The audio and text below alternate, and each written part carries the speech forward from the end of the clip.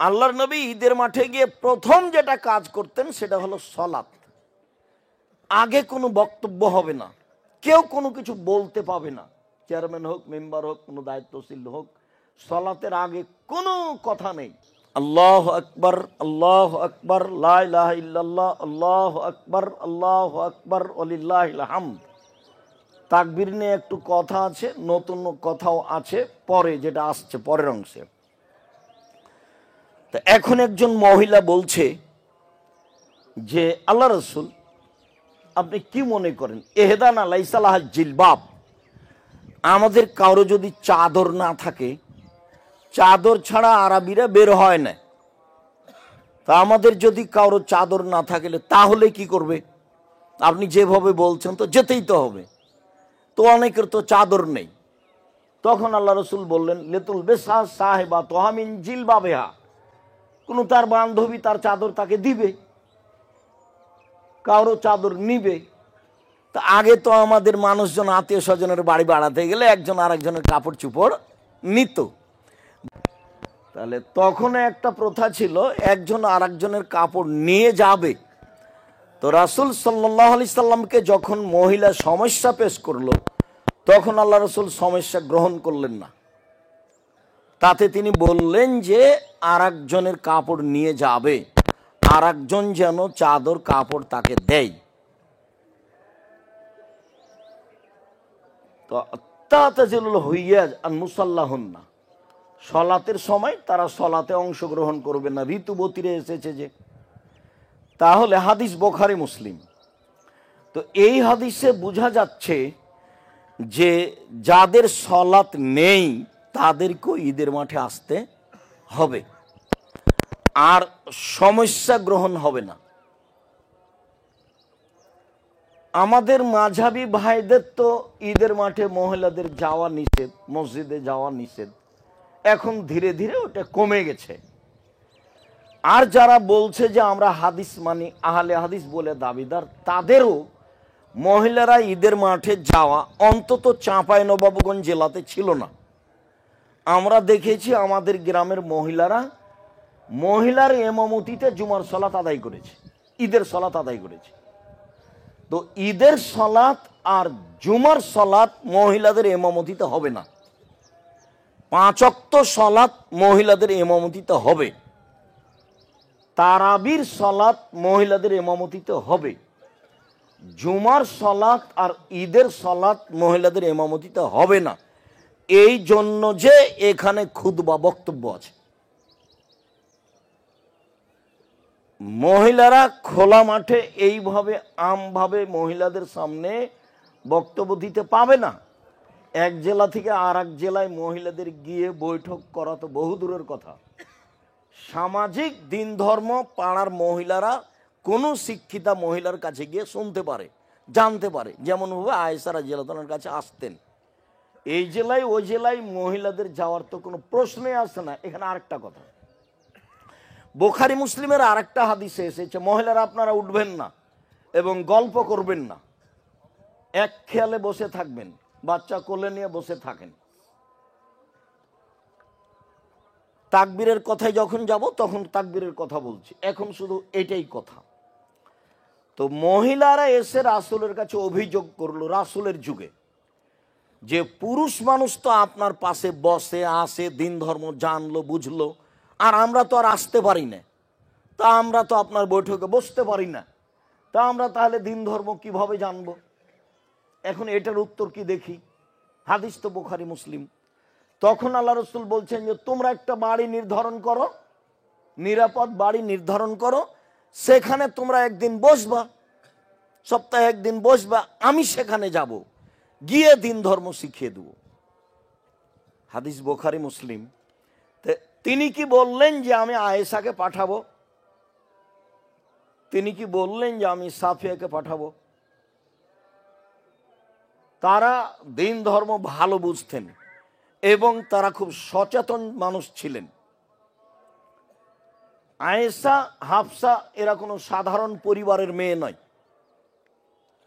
আয়েশা রাদিয়াল্লাহু আনহা আবু বকর সিদ্দিকের মেয়ে, কোটির মধ্যে একজন। আর হাফসা রাদিয়াল্লাহু তাআলা উমারের মেয়ে, হিসাবে তো বাপ যেমন বেটি তেমন, তো তাদেরকে পাঠালেই তো হয়। আবার এই কথাই ফিরে আসি, সেইটা হলো এই যে মহিলারা ঈদের মাঠে আসতে বাধ্য। যেসব এলাকাতে ব্যবস্থা করা হয়নি সেসব এলাকাতে মহিলাদের ব্যবস্থা করতে হবে, জরুরি। মহিলাদের সলাত একজন পুরুষের ইমামতিতে কোনো মসজিদে কোনো জায়গাতে হবে না, বা মহিলাদের ইমামতিতে মহিলাদের সলাত হবে না, ঈদের সলাত, জুমার সলাত। মহিলাদের নিয়ে আরেকটু কথা, আবু সাইদ খুদরি রাদিয়াল্লাহু তাআলা আনহু বলেন যে খারাজা রাসূলুল্লাহ সাল্লাল্লাহু আলাইহি সাল্লাম ইলা ফিতরিন আও আধা, আল্লাহ নবী ঈদুল ফিতর ও ঈদুল আজহাতে মাঠে গেলেন, ঈদের মাঠে গেলেন। তো ওখানে এক হাদিসে এসেছে ফাউয়ালু শাইইন ইয়াবদাউ বিহি সালাহ, আল্লাহর নবী ঈদের মাঠে গিয়ে প্রথম যেটা কাজ করতেন সেটা হলো সালাত। আগে কোনো বক্তব্য হবে না, কেউ কোনো কিছু বলতে পাবে না, চেয়ারম্যান হোক, মেম্বার হোক, কোনো দায়িত্বশীল হোক, সালাতের আগে কোনো কথা নেই। ওই সময়তে আব্দুল মালিক ইবনে মারওয়ান ইবনে আব্দুল মালিক উনি কথা বলতে চেয়েছিলেন, আবু সাইদ খুদরি জোর করে মেম্বার থেকে নামানোর চেষ্টা করেছিলেন যে না, সালাতের আগে কোনো কথা নেই। তো যখন পুরুষের সাথে কথা শেষ হলো আল্লাহর নবীর, ফাআতান নিসা, তখন তিনি মহিলাদের কাছে আসলেন। মহিলাদের কাছে এসে বেলাল রাদিয়াল্লাহু তাআলা আনহু বলছেন যে ফাওয়াদাহুন্না ওয়া যাক্কারাহুন্না, তিনি তাদের উপদেশ দিলেন, তাদের আল্লাহকে ভয় করার ব্যাপারে কিছু বললেন। ওয়া আমারাহুন্না বিতাকওয়াল্লাহ, আর তাদেরকে আদেশ করলেন যে তোমরা আল্লাহকে ভয় করো। আল্লাহকে ভয় করো মানে বেপরদা চলো না, আল্লাহকে ভয় করো মানে স্বামীকে মেনে চলো, আল্লাহকে ভয় করো মানে 5 ওয়াক্ত সালাত আদায় করো, আল্লাহকে ভয় করো মানে অযথা এখানে এখানে ঘুরতে যাবে না। মহিলাদের যে স্বভাব, মহিলাদের জন্য যেটা প্রযোজ্য প্রয়োজন সেটা করো, সেটা হলো আল্লাহকে ভয় করা। তারপরে তিনি দান করতে বললেন। যখন দান করতে বললেন মহিলাদের, তখন বললেন তাসাদ্দাকু তাসাদ্দাকু তাসাদ্দাকু, তোমরা দান করো, তোমরা দান করো, তোমরা দান করো। এক বর্ণনা। আরেক বর্ণনাতে এসেছে আল্লাহ রাসূল বলছেন তাসাদ্দাকনা ফাইন্নী উরিতুকুন্না আকসারা আহলিন নার, তোমরা দান করো, আমি তোমাদেরকে অধিকাংশই দেখছি জাহান্নামী। জাহান্নামের অধিকাংশ মানুষই নারী, জাহান্নামের অধিকাংশ মানুষই নারী। তো দান করো মানে হলো জাহান্নাম থেকে বাঁচার পথ হলো দান, তোমরা দান করেই জাহান্নাম থেকে বাঁচো। তো এখন মহিলারা তাদের হাতকে কানের দিকে নিয়ে যেতে লাগলো, ইহবিনা ইলা আযানিহিন্না ওয়া হুলুকিহিন্না, তখন তাদের হাত তারা কানের দিকে নিয়ে গেল এবং গলার দিকে নিয়ে গেল। আর আংটির কথা এসেছে, কানের দুলের কথা এসেছে, গলার মালা বালার কথা এসেছে। তো এইগুলো খুলে খুলে এদফানা ইলা বেলালিন, বেলালের দিকে সবাই দিতে লাগলো। তো বেলাল রাদিয়াল্লাহু তাআলা আনহু বলছেন যে ওই সময়তে একটা শ্যামা বর্ণের মহিলা, গাল একটু উঁচু ভাব মনে হলো, উঁচু ভাব, এই মহিলাটা দাঁড়িয়ে বলল অবেমা ইয়া রাসূলুল্লাহ, মহিলারা জাহান্নামে যাবে কেন? কেন বেশি মহিলারা জাহান্নামে যাবে, এর কি কারণ? ওই বৈঠকে একজন মহিলা বলে ফেলল। তখন আল্লাহ রাসূল উত্তর বলছেন যে তুকসিরনাল লানা ওয়া তাকফুরনাল আশিরা, দুইটা কারণ আল্লাহ রাসূল বললেন। এক, তারা আপোষে বদনাম গীবাত করে, এরর কথা খালি বলে, বুবু শুনেছো ও যে এই, ও যে এই, অপ্রয়োজনীয় কথা। আর আরেকটা হলো স্বামীকে মেনে চলার ব্যাপারে তারা পূর্ণ প্রস্তুত নয়, স্বামীর অকৃতজ্ঞ। আমি উপস্থিত বৈঠকের দিনই মুসলিম বোনকে হিসাবে বলছি না, আপনার কিছু করার নেই, আমারও কিছু করার নেই, পুরুষেরও কিছু করার নেই, নারীরও কিছু করার নেই।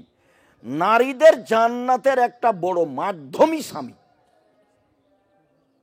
যখন আল্লাহ রাসূল বললেন যে জান্নাতের সব দরজা খোলা, ওই মহিলার জন্য যে মহিলা ১ ৫ ওয়াক্ত সালাত আদায় করে, ২ রমজান মাসের সিয়াম পালন করে, ৩ স্বামীকে মেনে চলে, ৪ জেনায় লিপ্ত হয় না। তো ৪ নাম্বারটা তো একটা কর্ম, জেনায় লিপ্ত হয় না, ওটা সবার জন্যই জরুরি। কিন্তু আগের ৩টা কি? ১ ৫ ওয়াক্ত সালাত, ২ রমজান মাসের সিয়াম, ৩ স্বামীকে মেনে চলা। তাহলে কি হলো? তাহলে এবাদতের সাথে একটা বড় অংশ কি হয়ে গেল? স্বামীকে মেনে চলা জান্নাতে যাওয়ার মাধ্যম। আমি এই জন্যই বলি, আজকে বলে নয়, চিরজীবনের বক্তব্য, মহিলাদের জন্য উচিত যে কোনো মূল্যে তিতা লাগুক মিঠা লাগুক স্বামীকে মেনেই চলতে হবে, এটা মেনে নিতে হবে। নিতান্তই যদি বুঝে যে সংসার করা যাবে না, সে সালাত আদায় করে না, মদ খায়, নিত সবসময় গালি দেয়, অন্যায়ের শেষ নাই, যদিও সিদ্ধান্ত নেয় যে চলা যাবে না, তো খোলা তালাক করে নিতে পারে। বুখারী মুসলিমের হাদিস, মহিলাও খোলা তালাক করে নিতে পারে। হয় সংসার থেকে ফিরে আসতে হবে, আর না হলে সংসারে থাকলে স্বামীকে মেনে চলতে হবে। মাস মাস কথা বন্ধ থাকবে, সপ্তাহ সপ্তাহ কথা বন্ধ থাকবে, এক ঘরে স্বামী থাকবে, এক ঘরে স্ত্রী থাকবে, এটা হবে না, এটা সংসার নয়। আমি আপনাদের প্রথমত আন্তরিকভাবে এইটা অনুরোধ জানাচ্ছি। মিডিয়াতে আমরা অবগত হচ্ছি, পৃথিবীর সকল বাঙালিকে আমি অনুরোধ জানাচ্ছি যে আপনি আমার দিনী বোন, জান্নাত পাওয়ার একটা বড় মাধ্যম স্বামীকে মেনেই নিতে হবে, এটাই ঠিক, এটাই আল্লাহর বিধান, এটাই নবীর বিধান। আমারও কিছু করার নেই, আপনারও কিছু করার নেই।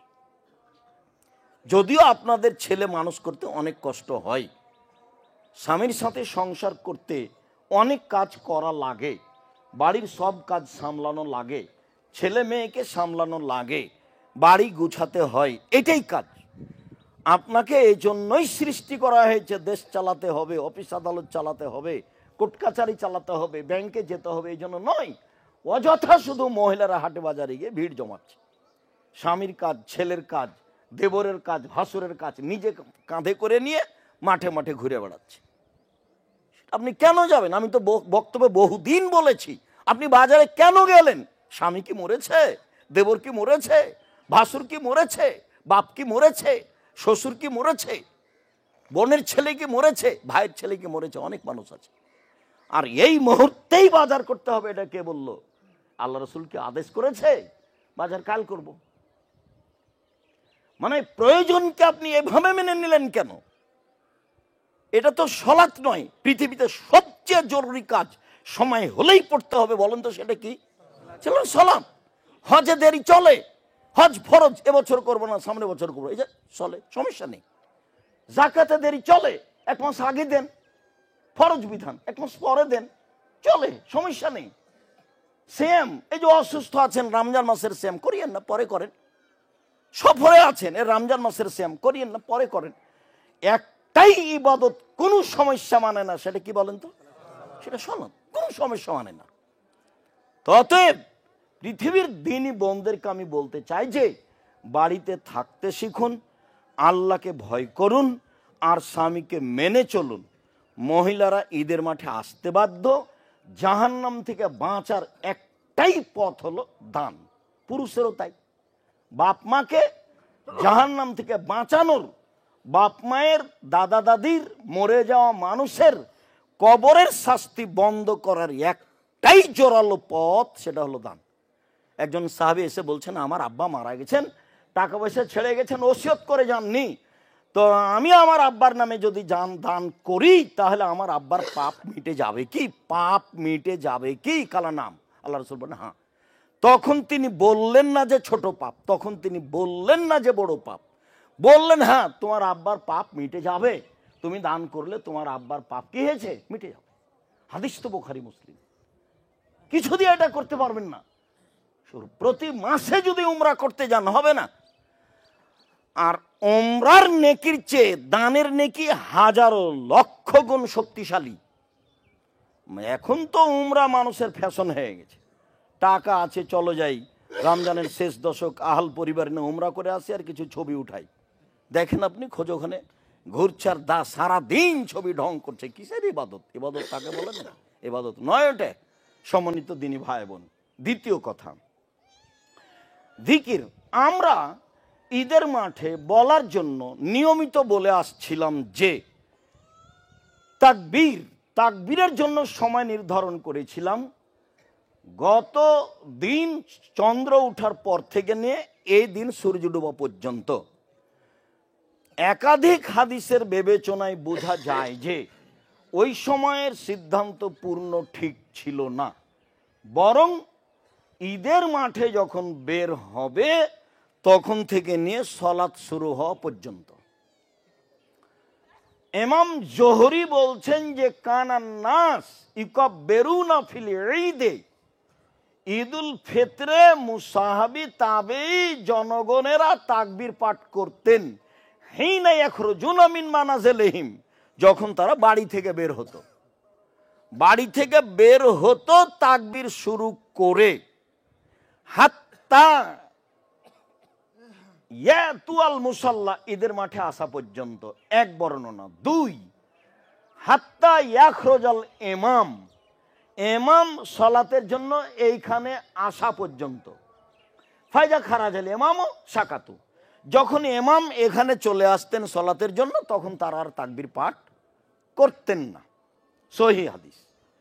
আর একটা সহিহ হাদিস আব্দুল্লাহ ইবনে উমর থেকে যে কানান নবী সাল্লাল্লাহু আলাইহি সাল্লাম ইয়াখরুজু ইয়াউমাল ফিতরে, আল্লাহর নবী ঈদুল ফিতরে বাড়ি থেকে বের হতেন ফায়ুকাব্বির, তখন তাকবীর পাঠ করতেন হাত্তা ইয়াতিয়াল মুসাল্লা, ঈদের মাঠে আসা পর্যন্ত। ওয়া হাত্তা ইয়াখরুজা লিসসালা, সালাতে আসা পর্যন্ত। অফিরায়াতিন হাত্তা ইয়াকজিয়াস সালা, সালাত শেষ হওয়া পর্যন্ত।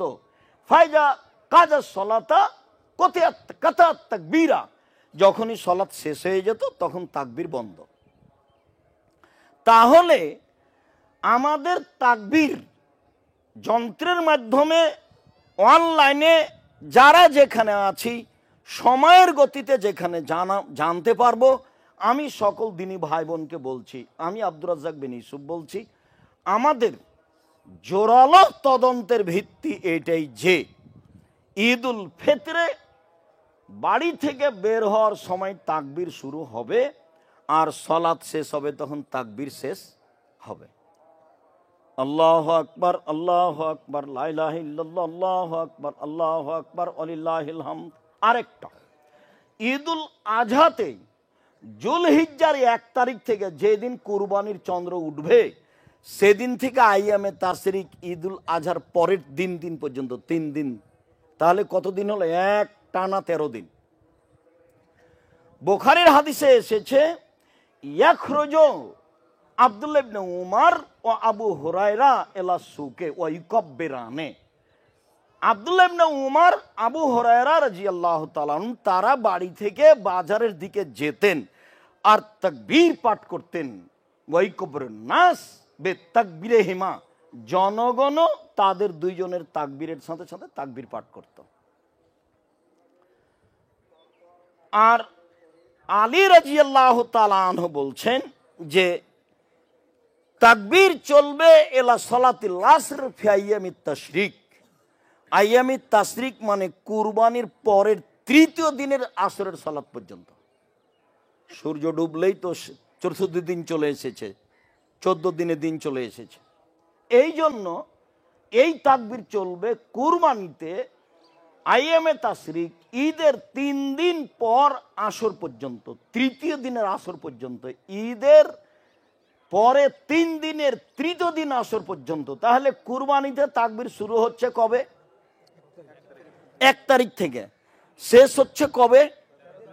13 তারিখে গিয়ে আসরের সালাতের পর। আসরের সালাতের পরে তাকবীর পড়ে থামতে হবে। কথা কি আমরা স্পষ্ট বুঝেছি? ঈদুল ফিতরে হলো শুরু এখন আর শেষ এখন, মানে শুরু হলো বাড়িতে বের হওয়ার সময় আর শেষ হলো যখন সালাত শেষ হবে তখন। এটা হলো ঈদুল ফিতর। আর ঈদুল আজহাতে 1 তারিখে শুরু হবে আর 13 তারিখে শেষ হবে আসরের সালাতের পরে। মহিলারা আপনারা কেউ বাইরে যাবেন না, বের হচ্ছেন কেন? কেন চলে গেলেন? হাইকোর্ট আছে না জজ কোর্ট আছে? কি কাজ আমাকে দেখাচ্ছেন? আমি আব্দুর রাজ্জাক বিন ইউসুফ, এই ঈদের মাঠে আসলে গতি পরিবর্তন করে আসতে হবে। আমি স্বাভাবিক গতি গ্রহণ করি না, আপনাকে ভালোভাবে জানতে হবে। অনেক ঈদ মাঠ আছে, সেখানে যাবেন, এখানে গতি পরিবর্তন করতে পাবেন না। ইমাম যখন কথা বলতেন সালাম ফিরার পরপরে আল্লাহ রসুল আর মুসল্লিরা স্ব স্থানে বসে থাকতেন, স্ব স্থানে।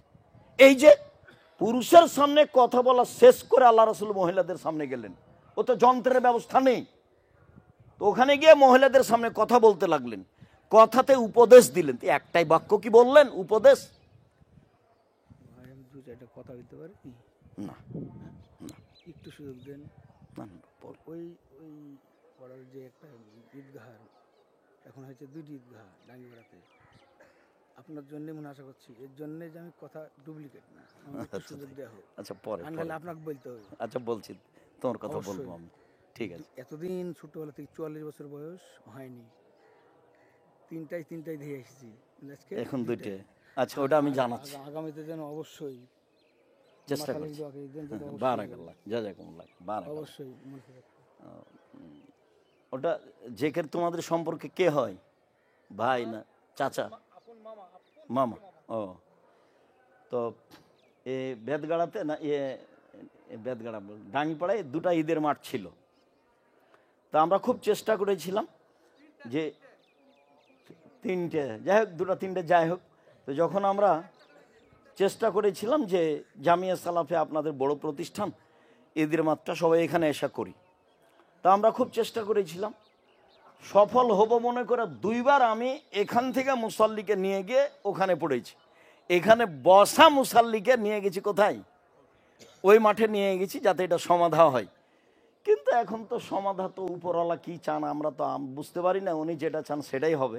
আমার চেষ্টা সফল হয়নি, তো তারপরে আমি চেষ্টা করতে থাকি। তো আলহামদুলিল্লাহ এই ঈদে এখন শুধু এই যেটা শুনতে পাওয়া যাচ্ছে পাশে, এটাই বহাল আছে। আর ওইদিকে যেটা ছিল তারা আপনাদের এখানে চলে এসেছে, এবং তারা তাদের ঈদ মাঠকে এটা তারা বন্ধ করে দিয়েছে। আমরা এখানে ঈদের মাঠ চালাবো না। তো আমি এটা আগে অবগত হয়েছি, আলহামদুলিল্লাহ। আপনাদের আমরা শুকরিয়া আদায় করি, জাযাকুমুল্লাহ খাইর। আল্লাহ আরও যারা আছে ওদেরকে যেন আল্লাহ হেদায়েত করেন।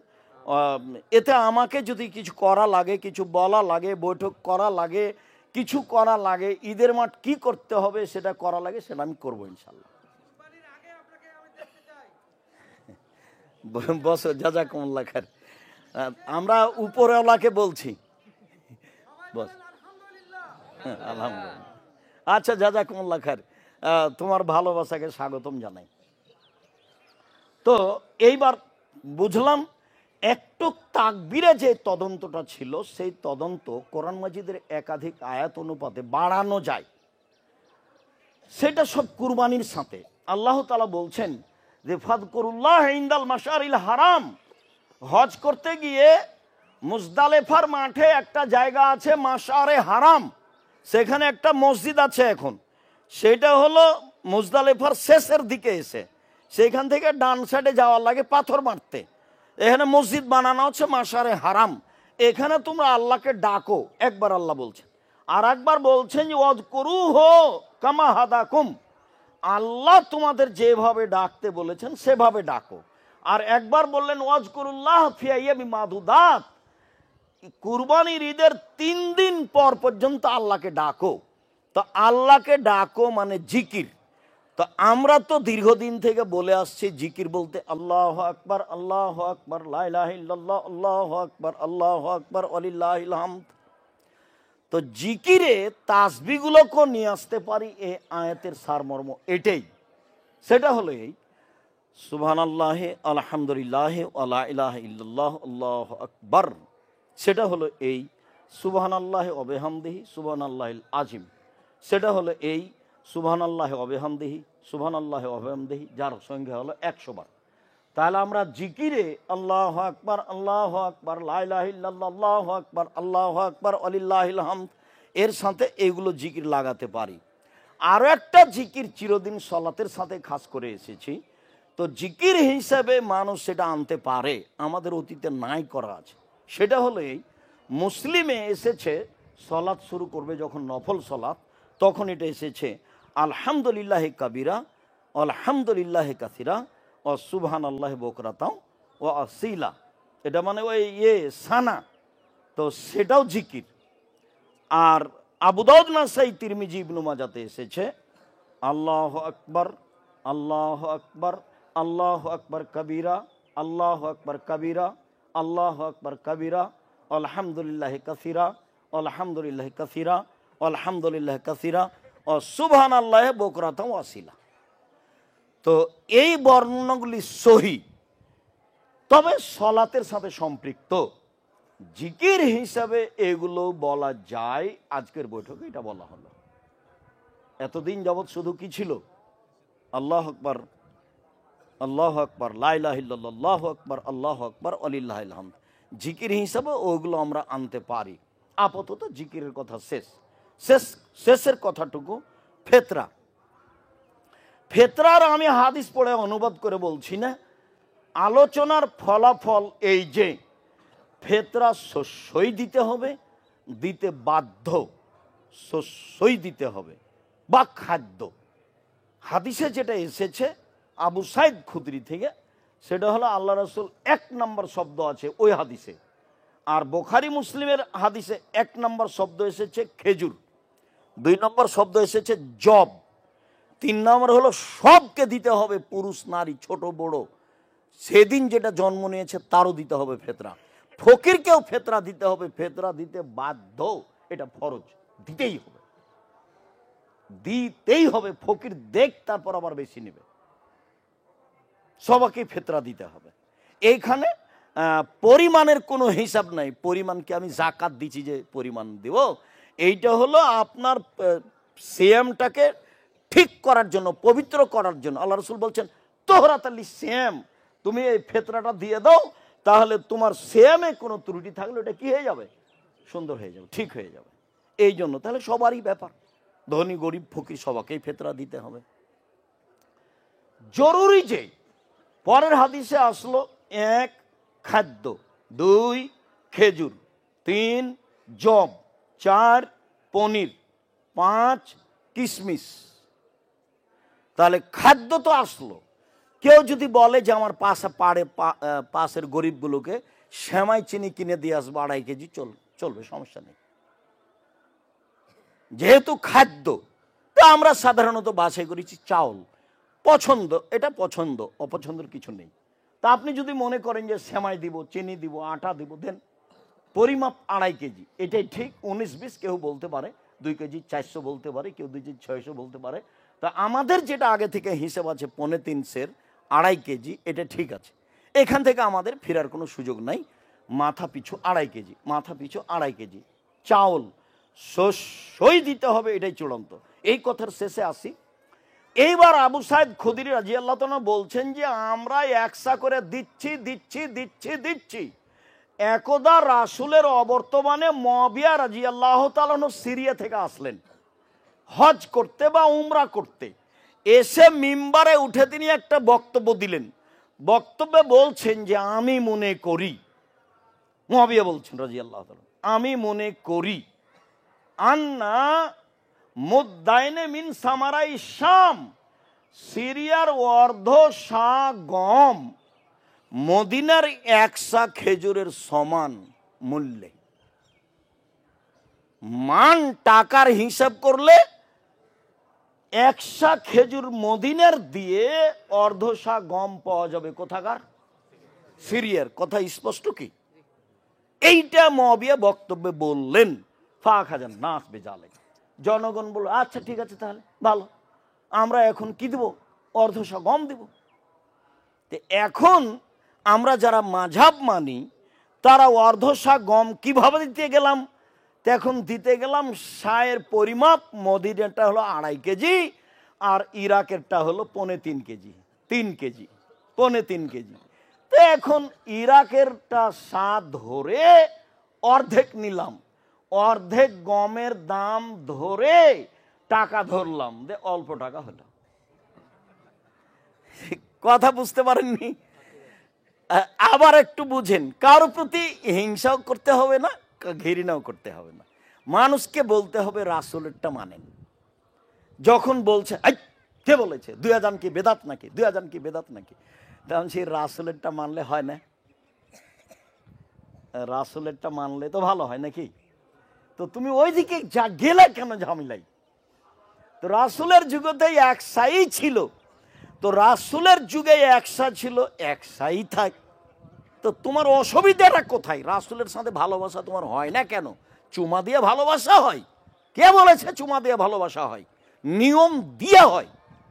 রাসূলের নিয়ম মেনে নেওয়া মানে রাসূলকে ভালোবাসা। কি বলেন আপনারা?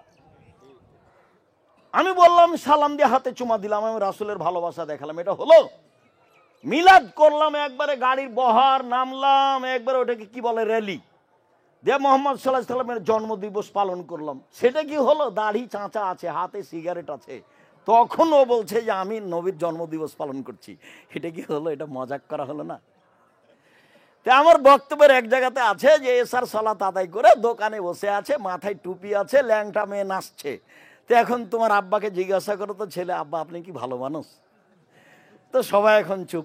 তোমার আব্বাকে তুমি বলো যে তোমার আব্বাই বলুক যে আমি কি ভালো মানুষ। এটা হলো করেছেন মোহাম্মদ সাল্লাল্লাহু আলাইহি সাল্লামের জন্মদিবসের, এগুলো নয়। মোহাম্মদ সাল্লাল্লাহু আলাইহি সাল্লামের যুগে যে সা ছিল এক সা, সেটাই মেনে নিতে হবে ভালোবাসার খাতিরে। আর মদিনার যে সায়ের পরিমাণ আজও সবারই বন্ধু বান্ধব ছেলে মেয়ে ভাতিজা ভাস্তি আছে, জিজ্ঞাসা করেন এই ছেলে মদিনার বাজার একটা সা কিনো তো, সা মানে পরিমাপ, যেটা আমাদের চাঁপাইনবাবগঞ্জে শেয়ার কাঠা, মহিলারা চাউল মাপতো ওটার নাম কি ভাই?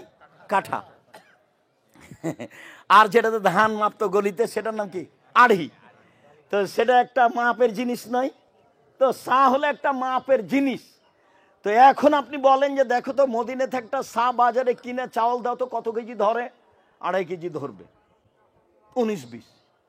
ইরাকে যারা আছে তাদেরকে বলেন যে তুমি একটা সা কিনে মাপো তো, 3.5 কেজি ধরবে বা 3 কেজি ধরবে। ওইখান থেকে অর্ধেক ধরে নিয়ে টাকা ধরে নে, ফেতরা হলো এত টাকা।